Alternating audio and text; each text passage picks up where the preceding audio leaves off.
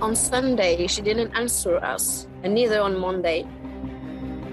The only communication that they had, seemingly from her, was by text message. When details started to appear of what had actually happened, it causes a lot of concern, a lot of fear as well. You could surmise that she'd been strangled or that the cord had actually caused her death. A lot of the neighbours would have been shocked, but also extremely puzzled as to how this could have happened. We were suspicious about the lies. It's big lies, you know? I live every day with the fact that I was friends with a murderer.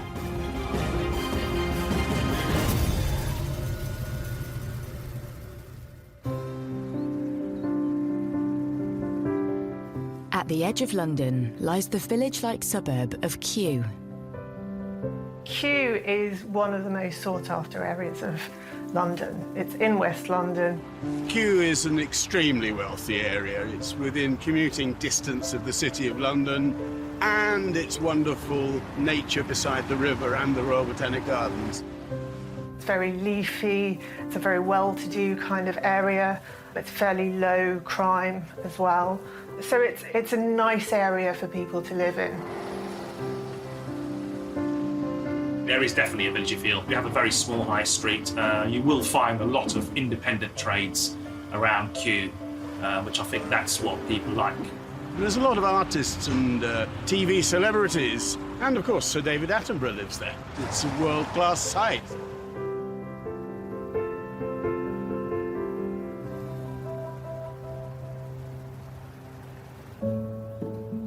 Kew was the perfect place for aspiring French filmmaker Laureline Garcia-Bateau to set up home in 2009.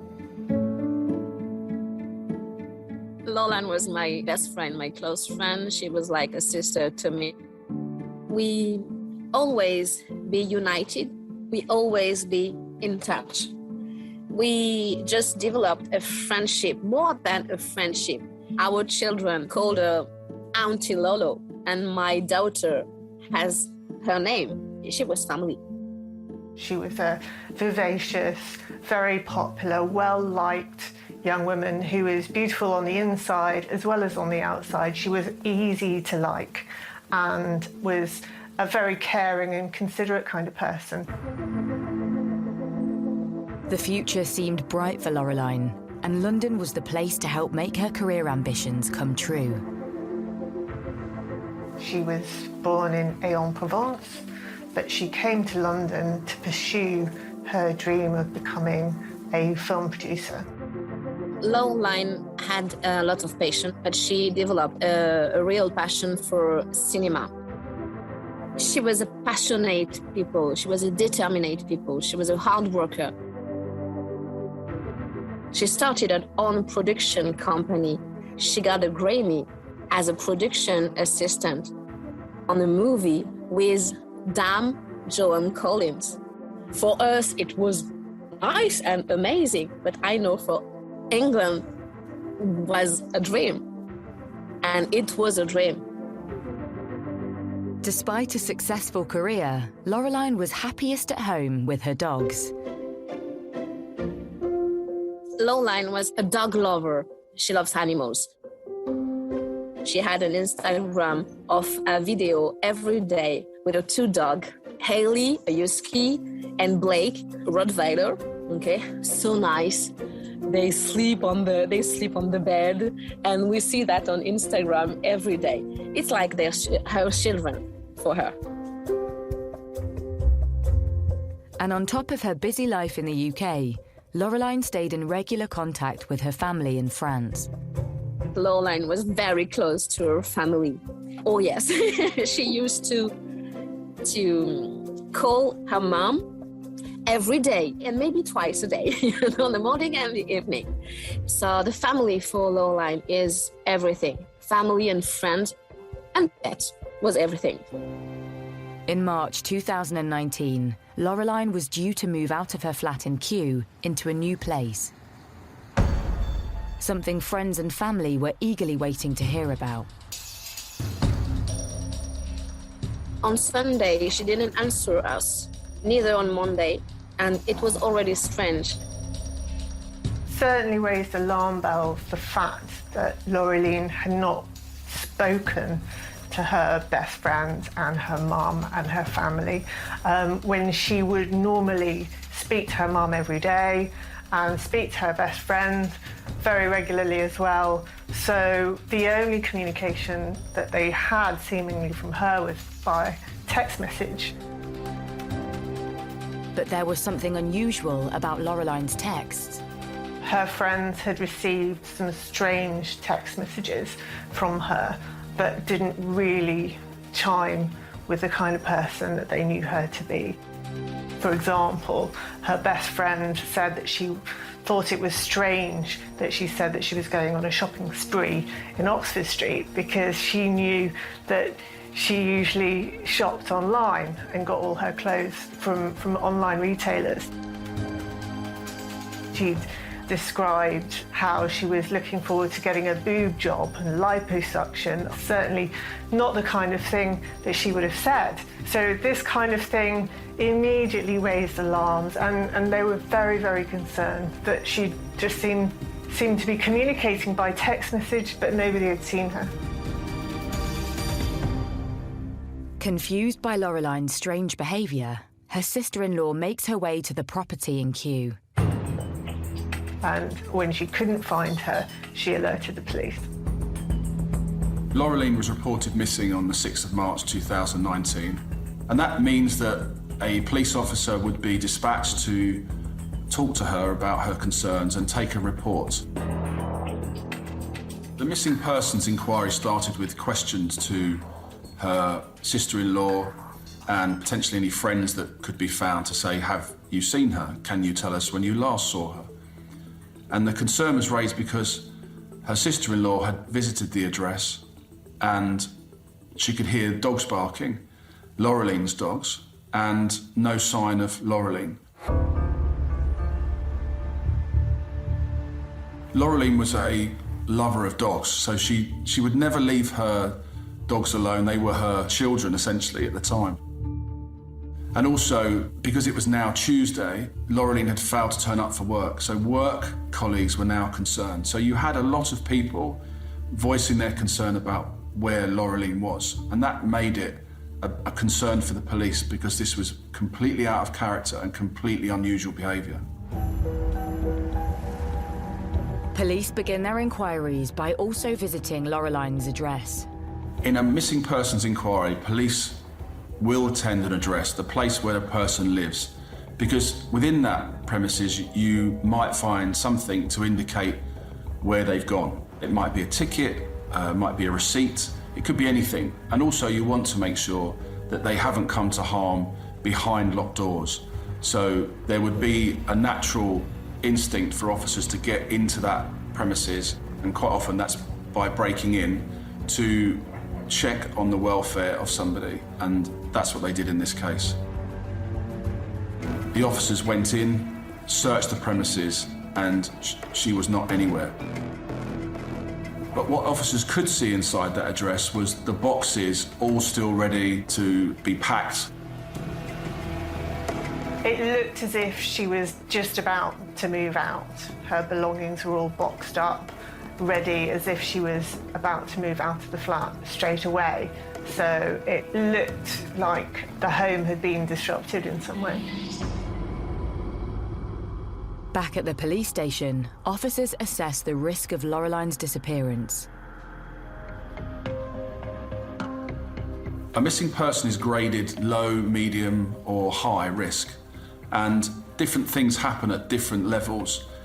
In the low risk, you've got people who perhaps there's no particular harm that you can think, they might just have gone away, and the concern is quite a low for them. Medium risk, slightly more work is done around that because people are concerned, but it might be within their character to go away for a weekend or something like that. So it's not necessarily out of character. Whereas you have the high risk category, and that's where Laureline sat, because this was completely out of character. After reviewing the case as high risk, police returned to Laureline's address for a more detailed search.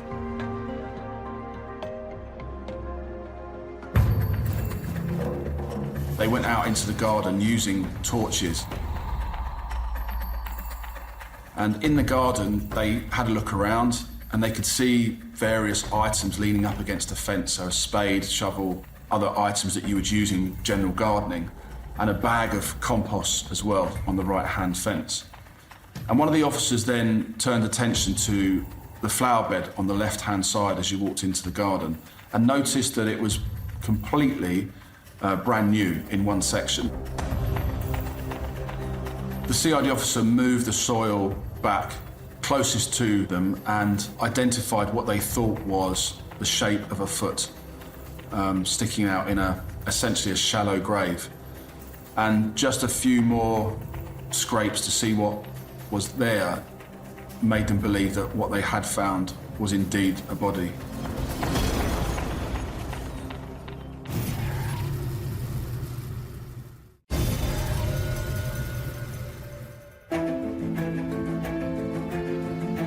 Police searching for missing French filmmaker Laureline Garcia-Berteau have discovered a body buried in her back garden.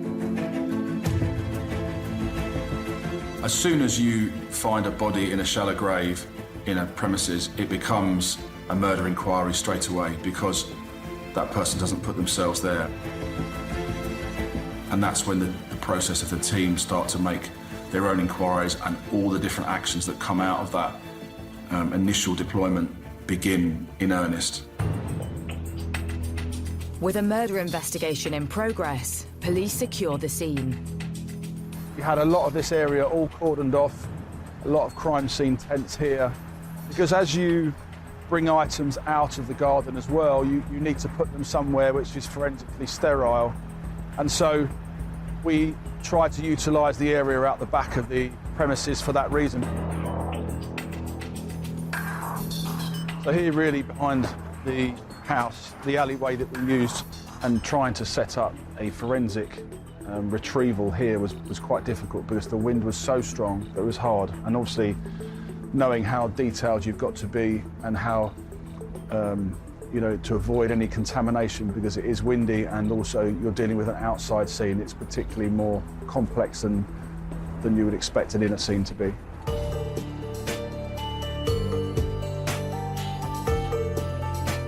Arrive on scene, having been called by the homicide assessment team, usually, and we'll receive a briefing from the local borough police about what the incident involves and why it may be suspicious.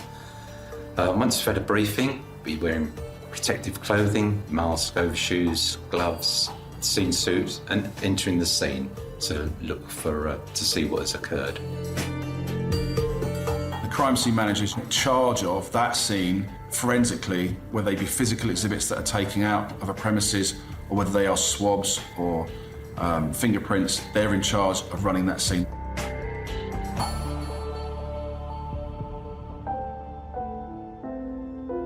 The recovery of the body is totally down to the archaeologist, and he'll work in tandem with an anthropologist. Their speciality is bone analysis, who died, how they died and where they died. Working together, they can rapidly maximise the recording, interpretation and recovery of the body. As the team removes several inches of soil, it becomes clear that the individual is in fact female. Obviously, your first thought is, well, Laureline Garcia-Berteau is missing, and we have a body in the garden, and it's suspicious that she's missing. So, obviously, my thought is straight away, well, this is probably going to be Laureline. But you don't go to a family with probablys. You have to be sure. As forensic archaeologists continue digging, the level of brutality on the victim becomes clear. Once the body was removed from the ground, she was lying on her back, naked. She was wrapped in a mattress, and there was silver duct tape around the area of where the knees and the neck were. The mattress was then wrapped in a cord around the middle of it, but around her neck she had an electric wire. She had a head bag on, and her arms were tied behind her back with duct tape. You could surmise that she'd been strangled, or the cord had actually caused her death. You couldn't see the rest of the body to determine what else was there. She may have been stabbed for all we know, but that wouldn't be able to be looked at until it got to the mortuary. As the body is taken to the mortuary to establish a cause of death and identify the victim, news of a murder spreads. For a young woman's body to be dug up in a garden in Kew, it would have been, almost unheard of in a neighbourhood like that. A lot of the neighbours would have been shocked, but also extremely puzzled as to how this could have happened. I haven't ever heard of a murder in Kew. It's quite shocking to hear a murder in Kew. It's not normally norms of anything. When details started to appear of what had happened, people become very concerned about, something that's happening in your neighbourhood. It causes a lot of concern, a lot of fear as well. At the mortuary, the post-mortem gets underway. Once the body arrives for the post-mortem, he would look at both sides of the body for any bruising, any wounds, anything that stands out to him. There was no obvious bruising around the neck, but once you get the body opened up and get under the skin, then the bruising can be seen. Be checking the hyoid bone, the bone under the neck, see if it's fractured, and then it results in the conclusion that death had been compression of the neck, believed via strangulation. With a cause of death established, it isn't long before the individual is identified as none other than Laureline Garcia-Berteau.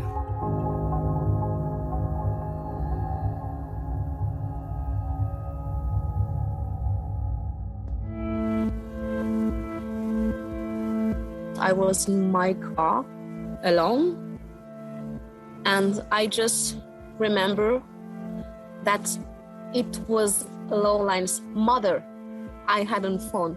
So I just said the word, is it her? Is she dead? And I hung up. I remember I screamed. I never screamed like that. It's taken a part of me. She was like my little sister, It's taken a part of me.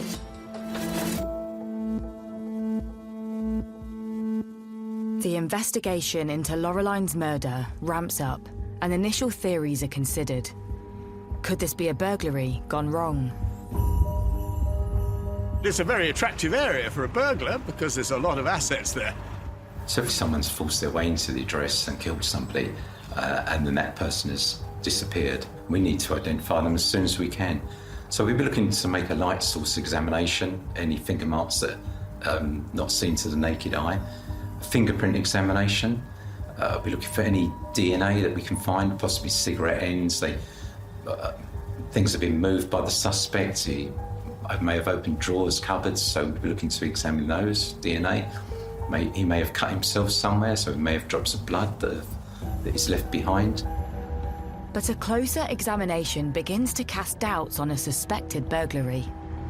If it had been a burglary gone wrong, you wouldn't expect them to hang around and attempt to hide the body in the way that it had been. Police take into consideration Laureline's plans to move home around the time of her murder. Could the movers have been involved? Could it have been a handyman that had, come round and helped box up her belongings? After making their inquiries, police discovered that no removal firm had attended the address.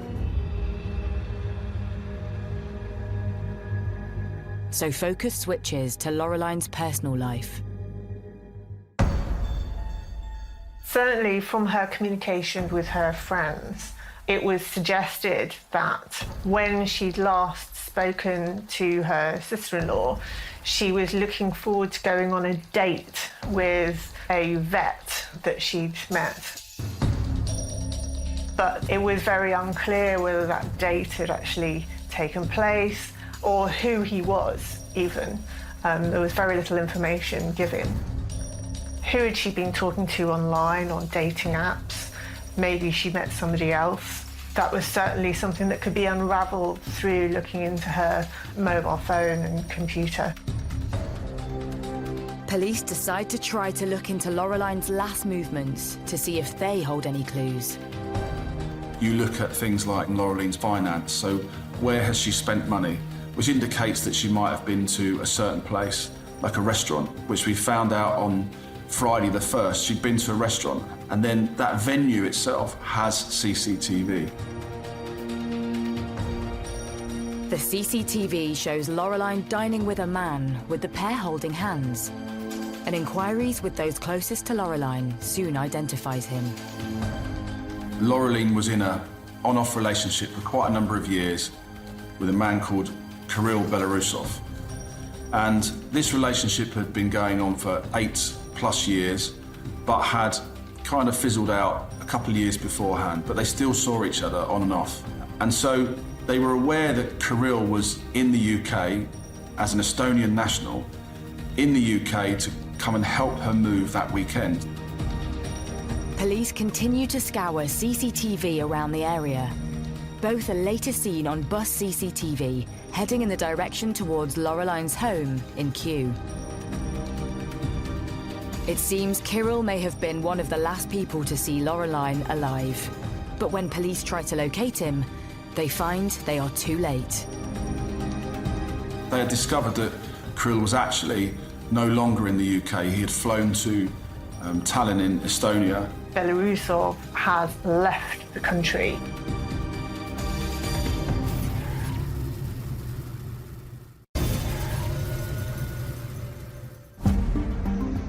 Police investigating the murder of Laureline Garcia-Bateau want to speak to her ex-lover, Kirill Belarusov, as he may have been one of the last people to see her.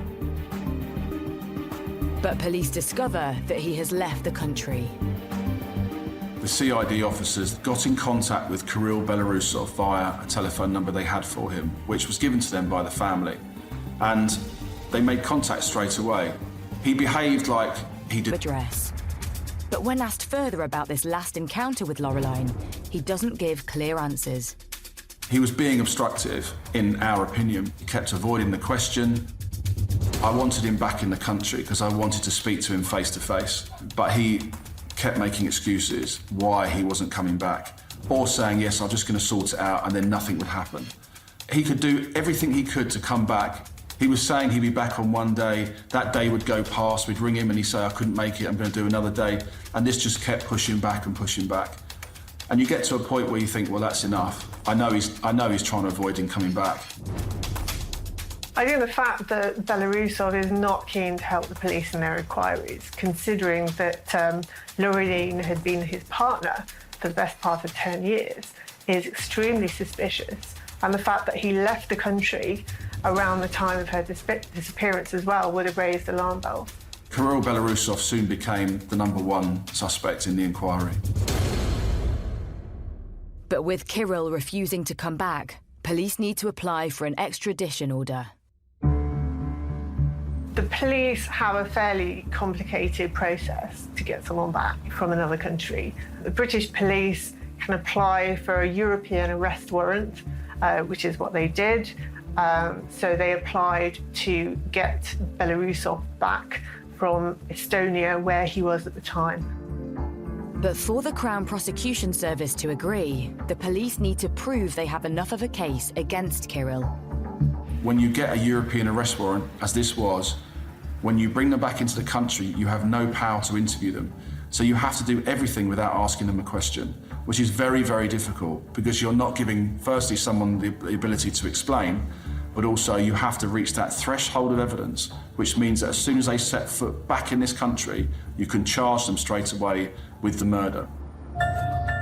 With police needing to build a firm case against Kirill, they start to dig into his life. I met Kirill whilst working in a nightclub. It was called Egg, and we started working together, and that's how we met. Kirill was very charming. He was very nice. He was not, arrogant or trying to tell his side of the story. He was always waiting for you to ask a question before bragging or saying anything. Kirill told me about Laureline when we met. He didn't say her name, but he mentioned that he had an ex-girlfriend that he was really in love with, and that they broke up. But Sabrina recalls how Kirill later spoke in more detail about his and Laureline's relationship and claimed she had cheated on him. He mentioned that he'd had cancer before and that he couldn't have babies anymore, and that one time his ex fell pregnant and she didn't know that he couldn't have babies, and that's how he found out that she cheated, and that's how the relationship ended. He would always say that it was his fault and that she was very caring and that it was hard on her, the fact that he had cancer. So he wasn't blaming her, but he was saying that's how they ended it. Sabrina remembers the last time she saw Kirill before he left the UK for his home country of Estonia. The last time I saw Kirill, he told me before that he was going to die, that his cancer was terminal, and that was the last time I was ever going to see him. He said he sold his house, I'm about to die, let's go dinner. And I went to that restaurant crying. I cried most of the night saying, I'm going to lose my friend. With police still unable to question Kirill to see if his account of his illness is true, they turn to Laureline's finances to try to establish her whereabouts the weekend of her murder. Through continued interrogation of finances, we see that on Saturday, round about 10:15 in the morning, that there are transactions in Pets at Home and Sainsbury's, all local to where Laureline lived. So again, officers are there as quickly as possible to identify CCTV opportunities. And there you see Kirill Belarusov with Laureline again. So now we know he's with her in the morning. At a glance, all appears to be fine. But when police look at Laureline's finances a day later on the Sunday, there appears to be no sign of any purchases. Instead, they look into Kirill's finances.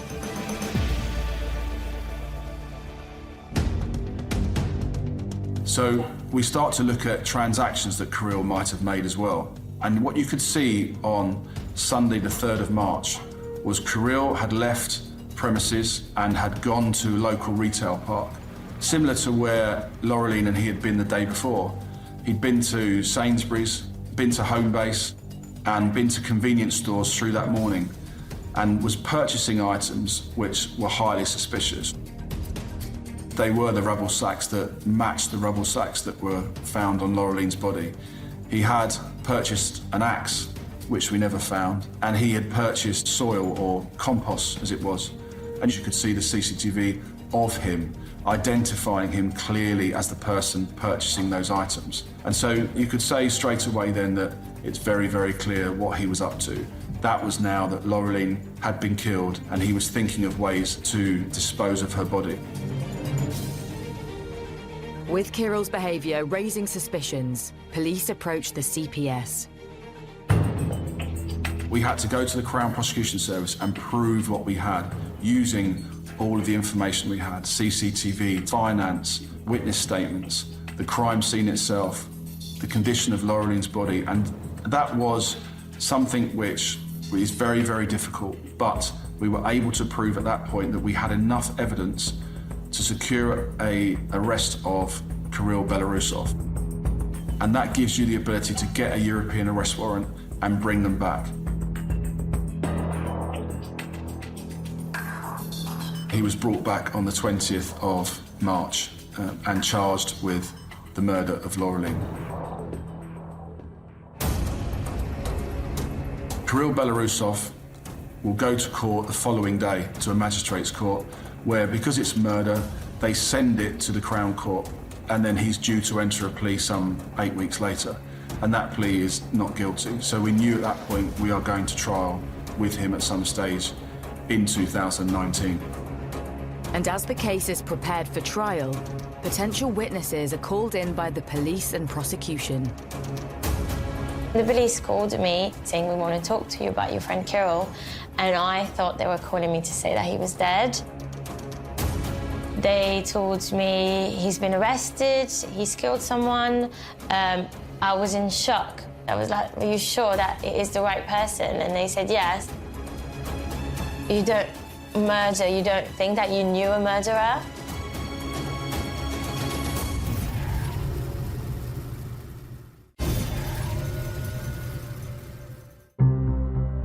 Kirill Belarusov has been charged with the murder of his ex-partner, Laureline Garcia-Berteau. The trial begins at the Old Bailey in London, and the prosecution open their case against Kirill with DNA evidence from the crime scene. The flex that was used to tie Laureline's hands behind her back, you could see that flex on the floor in the living room where it had been cut. And indeed, the forensic testing showed that Kirill Belarusov's DNA was at the cut part of that flex. The jury hears of the early relationship between Laureline and Kirill. At the beginning, she called him my Superman. He's tall, very helpful, especially with women, you know. He came to spend a few days with Laureline at my home. He ate at my parents' table. He was a Superman. A good boy. And Kirill had even boasted of his career achievements to Laureline. He had told people he was a stuntman and that he'd worked on films with famous people like Brad Pitt, and that he was training people. We searched in the industries at Hollywood, and we searched in the UK, IMDb, to see where was he in these films, and they're always shown if you work on there. He was nowhere to be found. These were all complete and utter lies that he told everybody. But the lies did not stop there. He began to say to lots of people that he was sick and that he had 10 years left to live. He didn't talk much about his cancer. You would ask him questions and he would say, I'm bleeding from every hole. I've been puking for the last 3 days. I think it's just once where I said, if you don't mind me asking, what is the cancer? Where is it? And he said, oh, it's the pancreas, it's the liver area. And then the time after, he would be like, oh, it's spread everywhere. But he would never give any more details. He'd just say, I'm a guinea pig. They've opened me up and stitched me. They keep on opening me up. But he wasn't very specific. Laureline's mother, friend, and I found it very strange because he has nothing in front of us. When we saw Kirill, a wedding day or for a holiday, we can't imagine he's sick. I've never known someone who had cancer. So when I saw him with the shaved head, I didn't question it. I didn't think he still had eyebrows. And I didn't know that you lose your eyebrows when you have chemo. We were suspicious about the lies. It's big lies, you know? We were suspicious. We tell that to Laureline. We explained to her to open her eyes, but she was in love. And we were discovering that almost all of his entire life that he told people about was a complete lie. Saying you've got cancer when you don't have, for me, is the lowest of the low. The prosecution also reveals to the court more about Kirill's double life. Every time he suggested he was going in for treatment to a hospital in London or just outside of London, what he was actually doing was going to stay with another girlfriend in London. That girlfriend also was told the same lie by him, that he had cancer.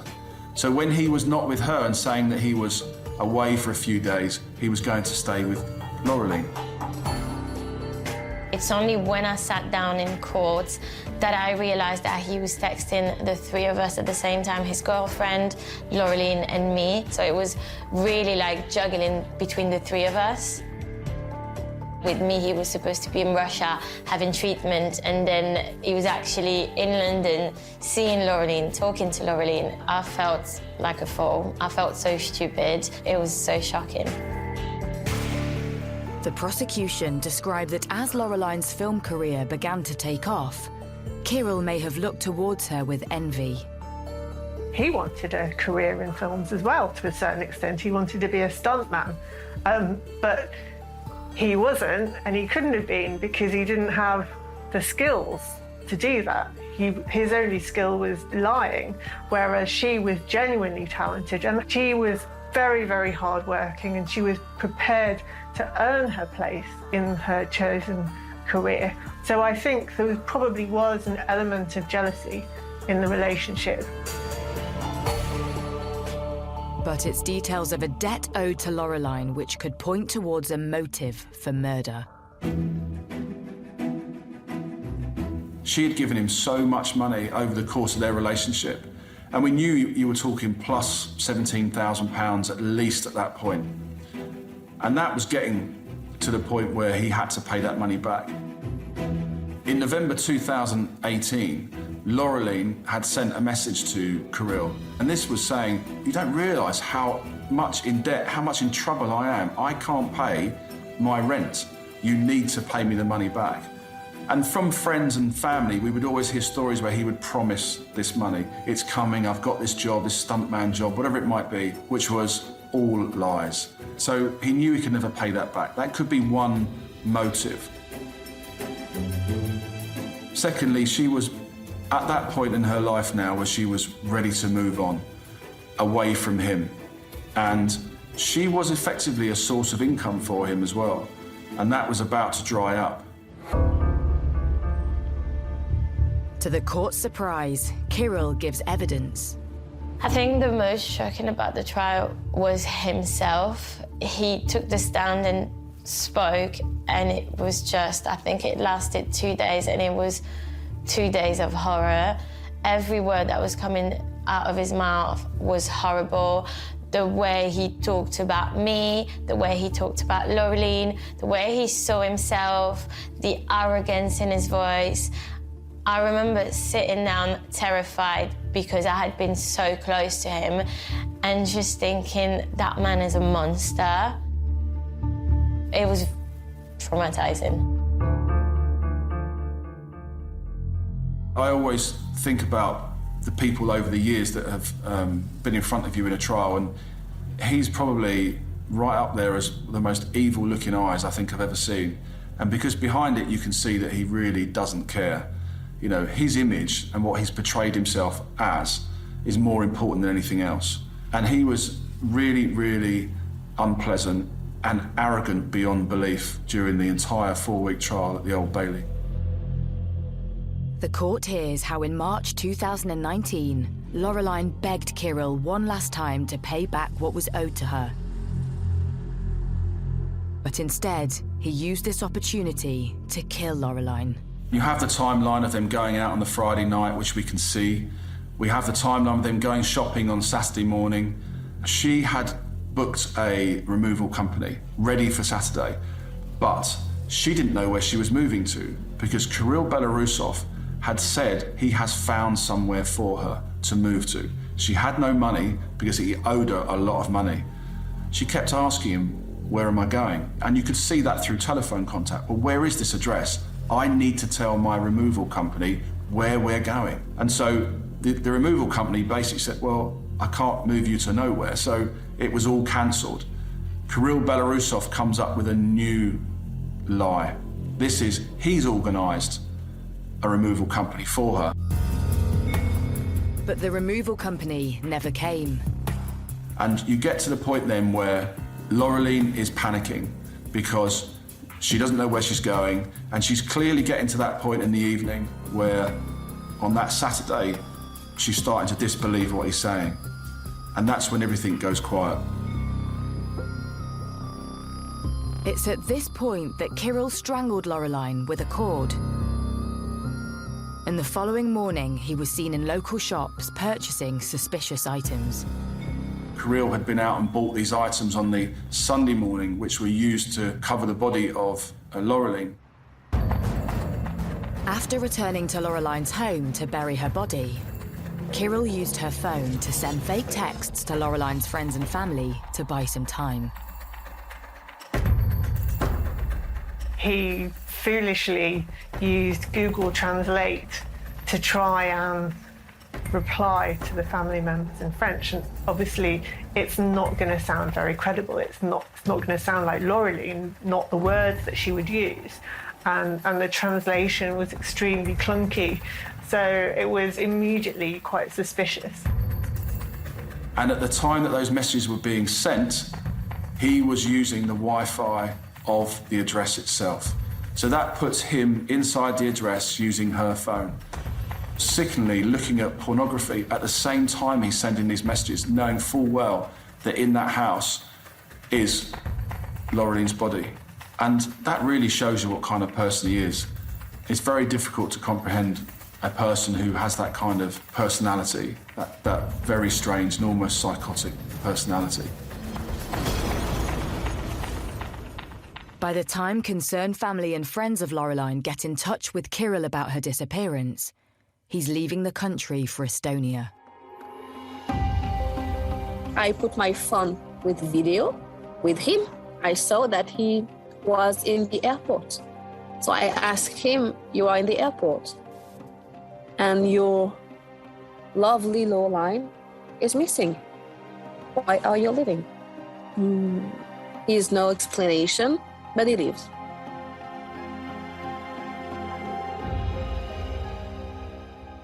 After a grueling trial at the Old Bailey, the jury returns its verdict.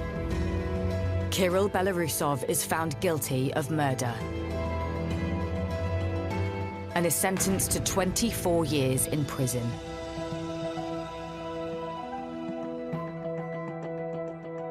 About the verdict, we can't say that we are happy because our friend will never come again. But we are grateful for the jury and the judge to having seen him the real way he is and to not allow him to do that again to another woman. But even with Laureline's killer behind bars, the impact of his crimes are long-lasting. Today, we are more mistrusting. Today, when my friend meets a man, I want to know everything. I want to know where she is, the address. It changed all of our lives.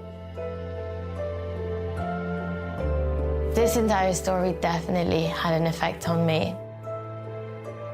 He destroyed so many lives, not just Laureline's. So many people that have been touched by his lies, so many people that believed he was such a nice person. And I think we were all a bit destroyed because we were all fooled and none of us saw anything. And if just one of us saw something, she could still be alive.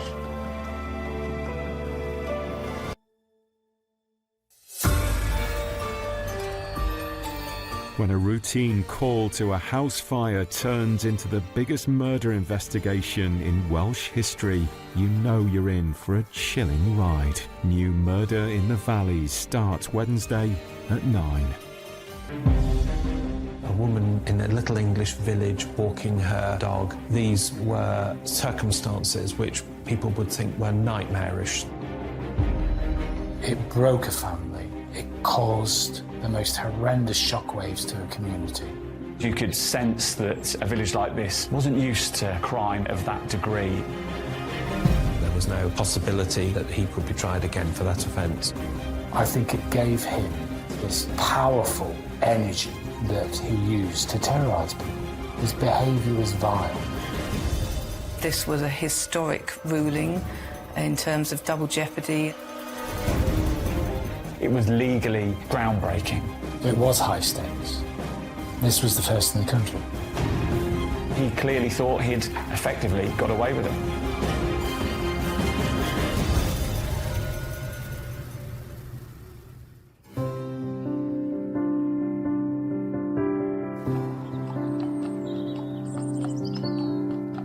Ascot under Wychwood, a pretty picture postcard village that's home to just 500 residents. This peaceful, rural parish lies in the Evenlode Valley in Oxfordshire. Ascot under Wychwood is a small village. Lots of villagers will have been here for many, many years. There will be families that have had descendants that have grown up in the village, and people know each other, that people look out for one another. It really is a tight-knit community where people generally know what's going on. You know, if you drove through a village, you'd say, oh, this is a really nice place to live. You know, very idyllic, nice people, and a place where you perhaps also feel quite safe.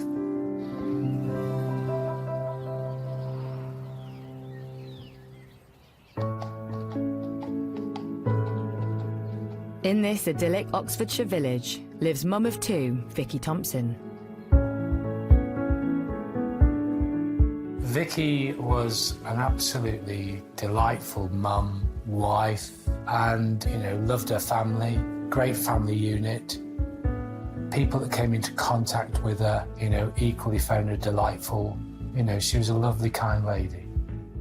Vicky was a key part of the village community, as many people were. People would have known her in the village, and clearly living a nice, quiet life in the Oxfordshire countryside. She's often seen out walking her beloved dog, Daisy. She loved the fact that she could just, you know, come out of her front door, and within moments she'd be surrounded by fields, you know, with a dog and the children. So, you know, for her, I think it was a perfect place for her to bring up her family. But Vicky's perfect idyll is about to change. Vicky had just celebrated her 9th wedding anniversary with her husband in the village pub where she worked. So on the Saturday, they take it easy, relaxing in the garden. It was a pleasant day, the weather was beautiful, so it was a typical, you know, idyllic weekend, really, that, you know, that's what families sort of strive for. In the afternoon, Vicky decides to take collie Daisy out for a walk. It would have been about 3:45, 4 o'clock when she set off at a regular time down the same country lane, across a little bridge over the river that ran through the village, to walk Daisy down to Shipton Lane, it was called, and to come back. It's typical of a village lane in this sort of area, perfect for walking the dog, and I'd imagine it was a well-worn route for Vicky and many other dog walkers in the area. But today, Vicky's dog Daisy does something quite unexpected. The first that anyone was aware that something was wrong was when Daisy came back. And then, unfortunately, when the dog returned without her, that's when alarm bells started to ring. As time goes by, with no news from Vicky, concern starts to set in.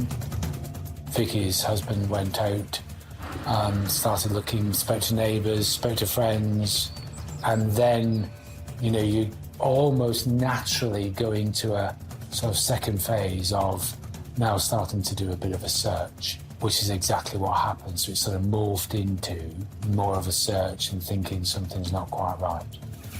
Vicky's husband assembles a small search team of family, friends and neighbours.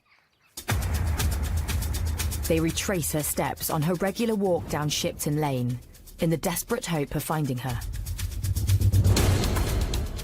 One of those who were looking for her did notice some bloodstains on the surface of the path, but they thought that they were the blood of a sheep or something of that kind. They didn't think much of it at that time, so they went back to the village, and it was only when she still didn't return and they went back again that they looked at the bloodstain more carefully and came to realise that it was quite fresh, that beneath the congealed surface it seemed still to be wet. But much more importantly, nearby they then found some broken pieces of jewellery which were very quickly identified as hers. And that then became a source of real alarm, and I think it was that discovery which prompted the first call to the police. Finding that jewellery, all that did was, I think, heighten the sense of nervousness within those that were looking for Vicky at the time. As police make their way to the scene, the frantic hunt continues for Vicky. Her husband and neighbours are terrified she's clearly come to some harm. They make their way further down the lane. This is Shipton Lane. We've got the lane itself, and then to the right you can see the train track, and they must have really panicked and must have been desperate in time to find her, and it wouldn't have taken them too long once they'd realised that she was no longer on the path to scour the local area. 3 hours after Vicky went missing, they spot something sinister. They noticed a gap in the hedge that ran alongside the lane where the bloodstaining and the jewellery had been found. And when they went over to the gap, which led into a nearby agricultural field that was bordered by the embankment of the railway line, they could see something in the distance that looked out of place, and they made their way across the field. And they would have found her in a bad way here. To their horror, Vicky's lying on the ground, with blood covering her face and head. When her husband tries to speak to her, she's drifting in and out of consciousness. She was clearly in a very bad way. He spoke of her mumbling, and he tried to keep her talking and tried to keep her coherent. I believe she could name the name of their son. Something ominous close by suggests this is foul play. There was a stone there nearby. She'd obviously been attacked. She was bleeding, and to discover her like that is quite a harrowing experience, really. But Vicky was found, and she was found alive. Her husband asked her, "Who did this to you?" But he just couldn't quite make out what she was saying. She was clearly in a very bad way and clearly very seriously injured. She was certainly not able to say what had happened, still less to identify who was responsible. With Vicky's life hanging in the balance, an air ambulance is sent in response to airlift her from the scene. Time was of the essence to call in an air ambulance. That must have meant that she was clearly very gravely injured. And so she was airlifted to hospital. She's flown straight to Oxford's John Radcliffe Hospital, which specialises in treating brain injuries. She'd suffered multiple blows with a hard object to her head, which had caused skull fractures and serious brain damage. As police secure the crime scene, their minds turn to the violent attacker on the loose.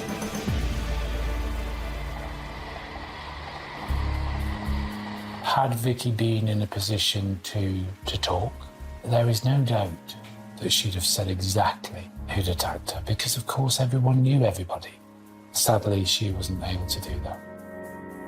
With no immediate suspect in the frame, the fear of an attacker living in their tight-knit community is the talk of the village. People think that it could have been them, that it seemingly there's no targeting, that perhaps this was just a random attack on any dog walker. It could have been them, and I think that probably did strike home to the local community and perhaps the wider community in the county and beyond. Within the community, there's no doubt that it was colossal. You know, that fear of crime can be just as powerful.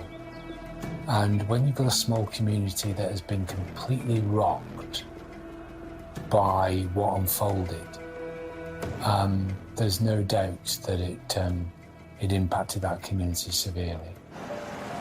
Over the next 6 days in intensive care, Vicky Thompson fights for her life. Her condition quite quickly deteriorated, and she died a few days later.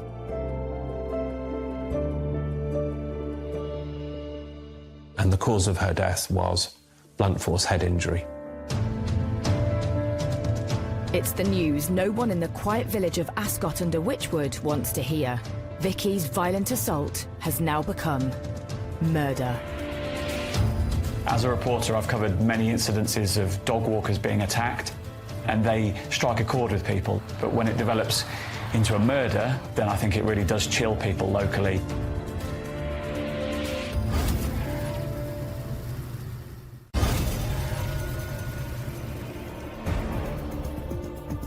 In the quiet Oxfordshire village of Ascot under Wychwood, mum of two, Vicky Thompson, has been brutally attacked whilst out walking the dog, and dies 6 days later from her injuries. With Vicky's violent killer still at large, her community and the wider public are in shock. The profile of the case, of course, was substantially enhanced by where it took place, because this was a late summer's afternoon, a woman in a little English village walking her dog. These were circumstances which, upon reading them, people would think were nightmarish. This was not something that was supposed to happen. And I think for that combination of reasons, it very quickly attracted a great deal of publicity. So the pressure's on for Thames Valley Police to track down Vicky's brutal attacker. This is the area where the incident occurred, and it is typical of an Oxfordshire village. We're on the edge of the Cotswolds, and it is a lane. You can clearly see why it was popular with dog walkers. It's the kind of lane that's quite overgrown. It's the kind of area that someone who didn't want to be seen could perhaps sort of conceal themselves and look as people walked along. We've got the railway line to my right here, the embankment, which is where Vicky was found. Since the assault, police have been sweeping the area, looking for clues that could lead to the killer. Looking at the lane, looking at the jewellery that was found, it was a view that perhaps where she was found wasn't necessarily where she was ultimately attacked at the time. Scenes of crime officers retrace the killer's steps, back to the bloodstains on the path where they believe the attack happened. As with all crime scenes, that becomes the most fundamental starting point of your investigation. Because what's left behind is what you need to try and secure. At the attack scene, clumps of blood-stained hair are found on nearby rocks.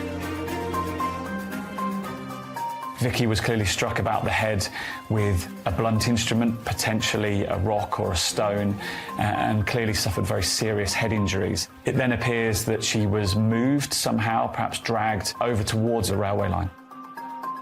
Although the attack happened in broad daylight, investigators have got their work cut out finding any witnesses. This is the Cotswold line. It is a pretty quiet line. There isn't a main line. There won't be too many trains coming past at any time of day. And so no one would have really witnessed it. There wouldn't be too much passing traffic. Police are also trying to work out why Vicky was dumped by the railway line. Potentially moving Vicky's body or moving her unconscious body towards the embankment might have concealed what had happened, that potentially it might have been made to look like an accident, but there was no real motive put forward for why she was moved closer towards this railway embankment. But 200 metres from the scene of the attack, officers make an intriguing find. In a hedge was found a plastic bag which contained 2 items of ladies' underwear that were discovered to have been contaminated with semen. This was obviously a hugely significant find, both because of what it was and because of where it took place. Although the underwear does not belong to Vicky, it's sent off to the lab for DNA analysis. Meanwhile, police continue the hunt for potential witnesses to the attack. 2,500 people would eventually be interviewed in the surrounding area. A huge amount of work was done. House to house was done, lots of statements taken. Because unless you start to build up a picture, you can only do that by engaging with the community. And so it was a significant, large investigation, treated as a serious investigation right from the very outset. But in the village, one name starts coming up on the doorstep. 20-year-old odd job man, Mark Weston. And there's those that, are mischievous and those that are perhaps, trouble. Mark Weston was trouble, not mischievous, he was trouble. And the investigation identified Mark Weston as a key suspect, and they had every reason to do so. And police are told Weston is often seen on the path leading towards the crime scene, Shipton Lane. He used to go down there. I mean, this is a chap, we've got to bear in mind, he didn't have a day job. He hanged around. So this place was a sort of regular haunt. There was lots of witnesses that would place him on this lane because it was a regular thing for him to do. Through door-to-door inquiries, 4 separate villagers tell police they saw Weston heading towards Shipton Lane just before the approximate time of Vicky's attack. The local post office clerk claims she saw him looking alarmed, covered in sweat, and running away from the village only an hour later.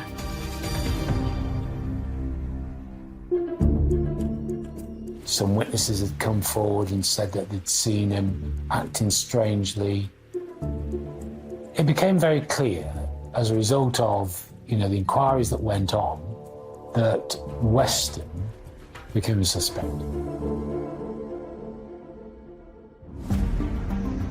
So police pay a visit to Mark Weston. On the morning of the murder, he claims he went fishing and shopping, but was at home all afternoon during the time of the attack. 3 days later, when police question him again, his story changes, and he says he was at home all day. 5 days later, it's a different story. Weston claims he actually left his house at 5 p.m, not long after the attack, to call on his neighbours who weren't in. But Weston's neighbours beg to differ. They say they had been at home at the time Weston said he'd visited and had never seen him.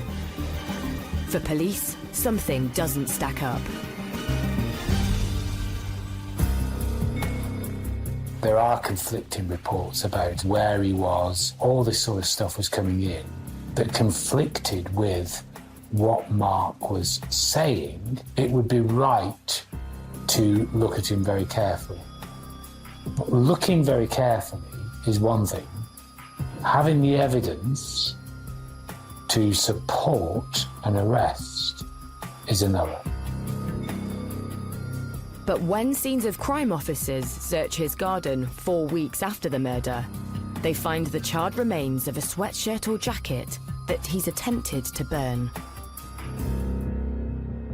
As the investigation went on, other evidence started becoming apparent about, the burning of clothes. And so there's a few things that led the investigation to Mark Weston. Today, police have arrested a 20-year-old man in the investigation into the murder of Vicky Thompson. As the evidence builds, Mark Weston is arrested and taken in for questioning.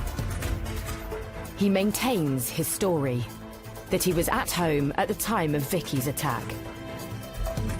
Meanwhile, police search his house, seizing some of his clothing, including a pair of his boots. They are sent off for forensic analysis. The results come back to the senior investigating officer. The SIO at the time asked the question, was there blood on this boot? The answer came back, no. You can't do any more with that. The question's been asked, and the answer was given. Weston is released, and the police continue their inquiries. But soon, the lab has more news. And this time, it could turn the case on its head. The lady's underwear found near the crime scene has a DNA result for the body fluids found on them. It matches Mark Weston. That became a key piece of evidence. It linked Mark Weston to the scene, no question at all.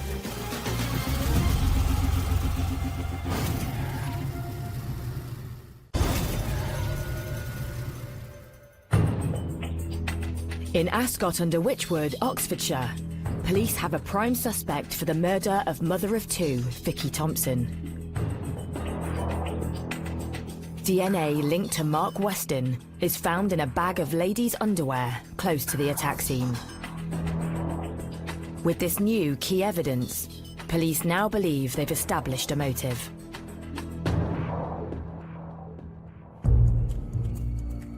He quite possibly was seen by Vicky performing a sex act and perhaps reacted angrily to Vicky, perhaps accosting him and asking him what's going on, and then things escalated from there. I mean, you know, would he really want the village to be aware that he was behaving like that, you know, which was perverse activity? I think he was threatened with humiliation and possibly worse. And I think the initial violence that he used was in temper and spontaneous. Once things start to go wrong, they get worse. And I'm afraid I think that's what happened here. As Weston is put under the spotlight, more evidence is uncovered, linking to the bag of underwear found near the attack scene. During a search of a narrow watercourse that ran down the back of the gardens of the houses in the street where he lived was another plastic bag in which were found other items of ladies' underwear which had been placed there or an attempt had been made to conceal them after the day of the attack. He did not want items of ladies' underwear to be found in his home which would connect him to the scene, and so he had separately disposed of those so as to prevent that connection from being made.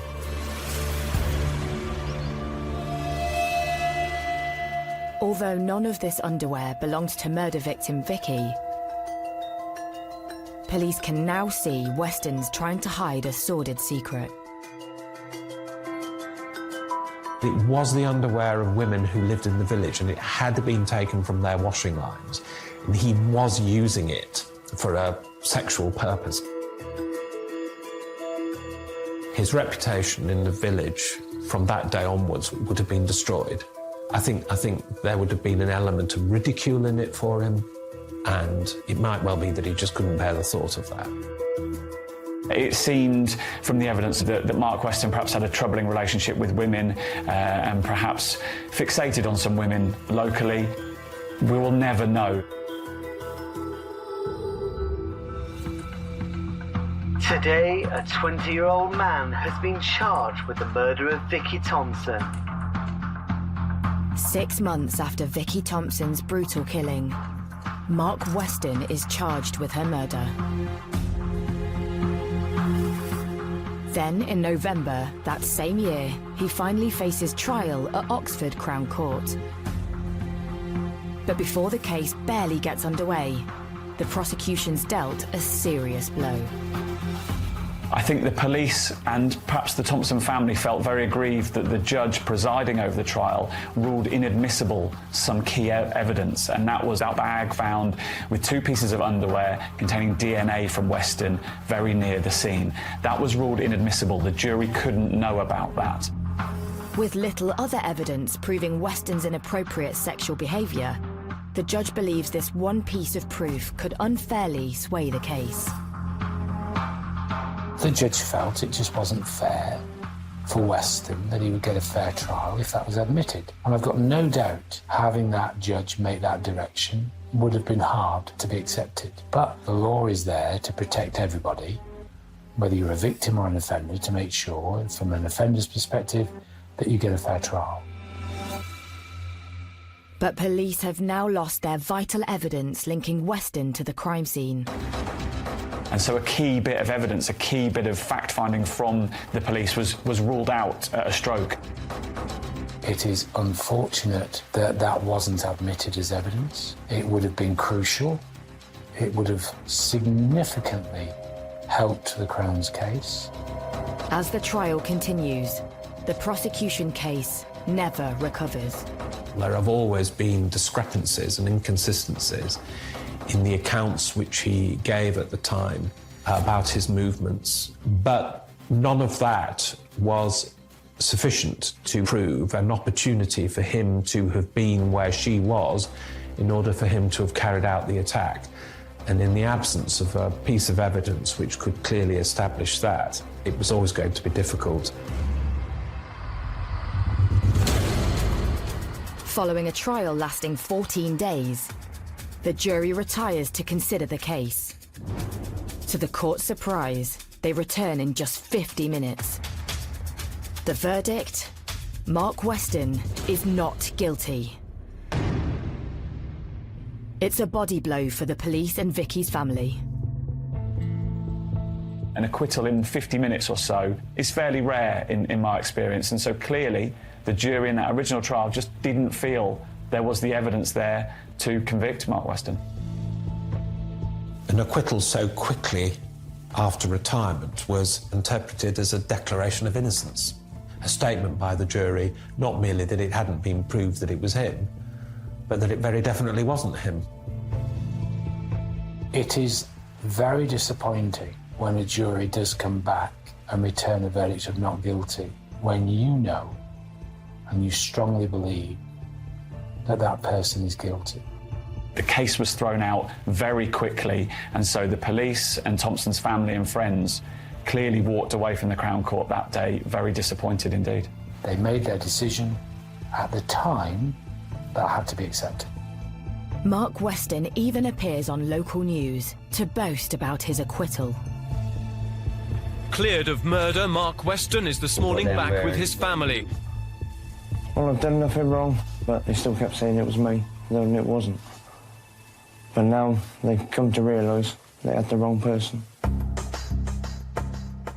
And to add salt to their wounds, Thames Valley Police comes under fire from the unlikeliest of places. Following the acquittal, one of the jurors felt sufficiently strong about what they had observed during those proceedings to write directly to Mr. Weston, suggesting that he might sue the Thames Valley Police for a wrongful prosecution. Although Weston secures legal aid to do this, his case runs out of steam. So he turns to other ideas of how to seek revenge. There's a thought that you might quietly just go back and just be perhaps under the radar. Weston was none of that. When he got acquitted, I think he had a sense of empowerment. He acted with impunity after that. He moved back into the community and he taunted the community perhaps in some ways and literally harassed people who'd been involved in that original trial. He didn't try to fade away. Barely a year later, Weston launches a campaign of harassment against the village bobby who helped investigate the case. Day and night, he makes up to 50 silent phone calls to the PC, his wife and their 2 daughters. He terrorised the officer. And bearing in mind, that's how we policed. You know, we're in that community, we're part of the community, because you are a member of the village. And I've been there, and it's lovely. But the thought of them being terrorised is just harrowing.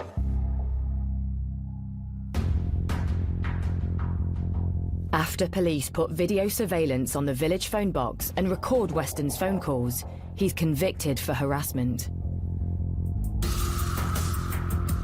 Weston is sentenced to a 2-year conditional discharge and a restraining order.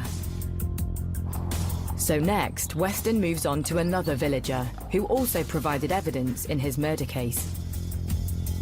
I believe he put some posters up around the village and he made remarks about people being a grass, and clearly he went on the offensive. Weston shines lights into his neighbour's house and posts threatening notes through her door.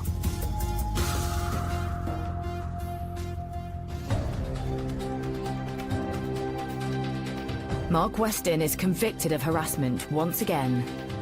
He's sentenced to 100 hours of community service. This empowerment, I think, overwhelmed him. So he became very vexatious. I am permitted to do this because actually I've been acquitted. I think it gave him this powerful energy that he used to terrorise people. His behaviour was vile. He was perhaps a little bit arrogant. He didn't feel that he was under any threat from being hauled back to court. The law at the time meant that he couldn't be retried for the same offence, and so he clearly thought he'd effectively got away with it. But a change of law on the horizon would soon give the investigators new hope. Why? Because we knew, without question, that Mark Weston killed Vicky.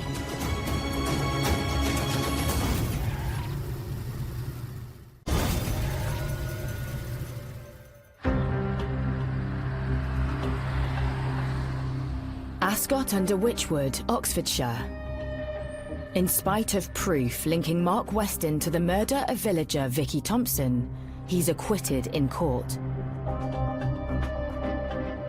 And the so-called double jeopardy law means Weston will never face justice again, even if new evidence comes to light.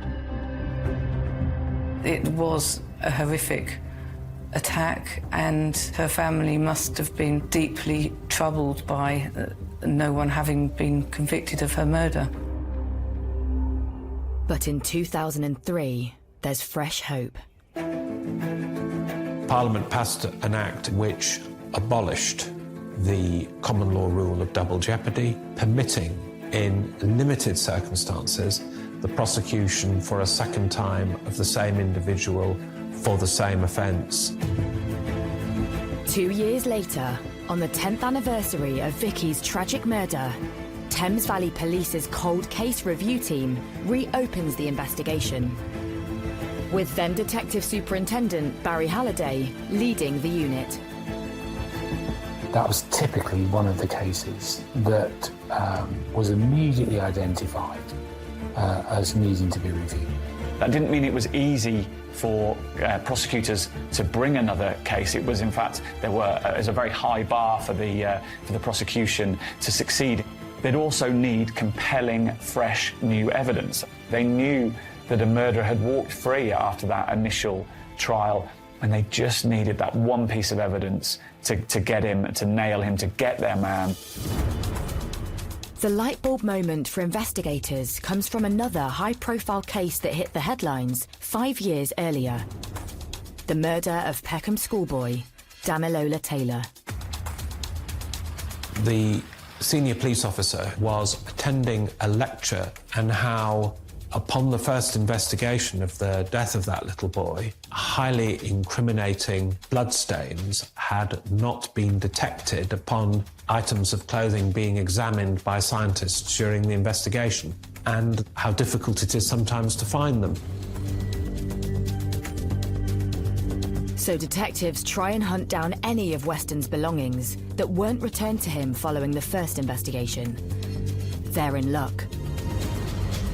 Weston's boots are found in one of the Force's exhibit stores. Could they contain that golden nugget of proof police desperately need?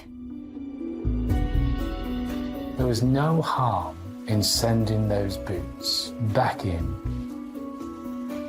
Fresh pair of eyes, fresh forensic opportunities, and testing and examination, and just be sure that there was no forensics on those boots. In the 10 years since the boots last saw the light of day, forensic techniques have massively evolved. The changes in procedures for searching for blood would involve a change in the sorts of lights that we regularly use. We now use a fibre optic lamp, and that has a halogen bulb in it. Previously, people just used perhaps an overbench light with a tungsten bulb in it. And we know that that change in lighting is much better for looking for bloodstains. The other change is that we will more regularly use a low-power microscope to search an item for blood, whereas previously that wasn't routinely used. So scientists put Mark Weston's boots under the microscope to see if the tiniest spot of blood had been missed the first time round. The fact that they are black proves to be the greatest challenge. People think of bloodstains as being bright red. Well, they are when they're fresh, but they very quickly change their appearance. They darken. The blood doesn't show up readily on a black surface. There are also lots of nooks and crannies, and it has a very intricate surface, so it's a difficult item to examine, and I think even a careful and diligent scientist could miss blood if they weren't examining it under optimum conditions. But soon, forensic scientists hit the jackpot. We found some blood staining on Mark Weston's boots, and DNA profiles were obtained from that blood, and those matched Vicky Thompson. That was really the significant moment in this case. It was the turning point. It's the news the cold case team have been longing for. The case was never closed, and to get a moment like that where you're told that all that hard work that your team has ploughed into and actually you get fundamental evidence is euphoric. They'd finally found that smoking gun, that real piece of evidence that they needed to seal the conviction that they thought they should have sealed years earlier. After 4 years spent rebuilding their case, police swoop in to rearrest Mark Weston. He was absolutely, frankly furious. You know, he was adamant, arrogant, can't believe this is happening to me again. You know, that sort of behaviour. So all the evidence was presented to him, including the overwhelming evidence of the blood of Vicky on his own boots. Absolutely no response from him at all, accepting any responsibility or liability for Vicky's death. A complete and utter denial. But the police aren't home and dry with a prosecution yet. Next, they have to convince a court of appeal. And these are uncharted waters. It's one of the first times a double jeopardy case has been heard before the court. Our case was made very strongly, and then there is that huge sense of nervousness whilst you're waiting for the decision.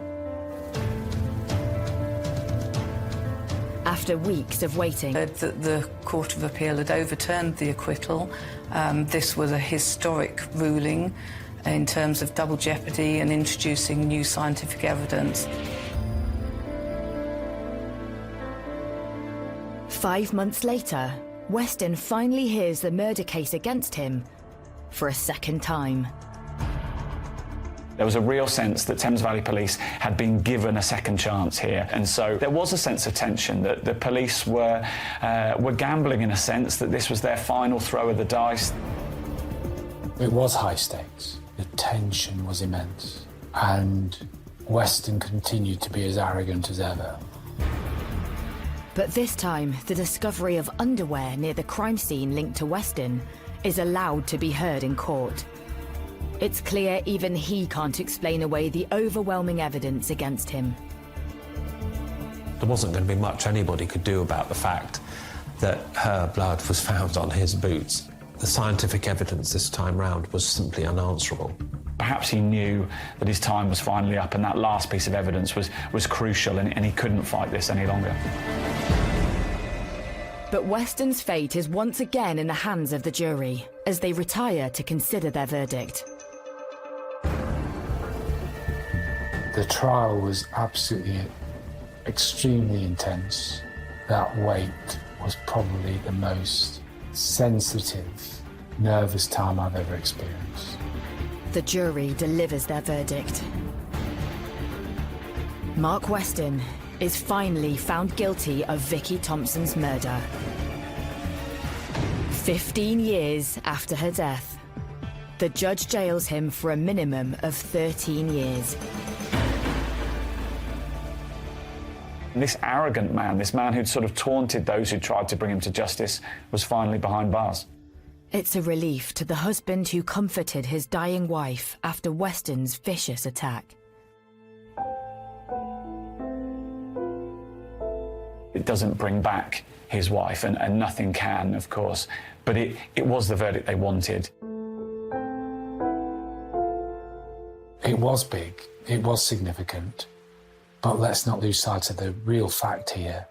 The real fact here is Vicky lost her life. She shouldn't have done. It broke a family. It caused the most horrendous shockwaves to a community. And this individual evaded capture for all those years. And the case will forever be etched in the memory of the quiet Oxfordshire village of Ascot under Wychwood. It was clearly a case that had a big impact locally and perhaps continues to do. People haven't forgotten what's happened, and so that case does still live long in the memory locally. And what of Mark Weston himself? There's no remorse, there's no acceptance. This was a miscarriage of justice. Well, that was rich. A miscarriage of justice occurred years ago. Weston committed that murder, and Vicky's life was taken away by that monster, nobody else. Go. Witnessing a murder is just the tip of the iceberg. The mob offers a way out and a tough decision in The Cleaning Lady. Available now.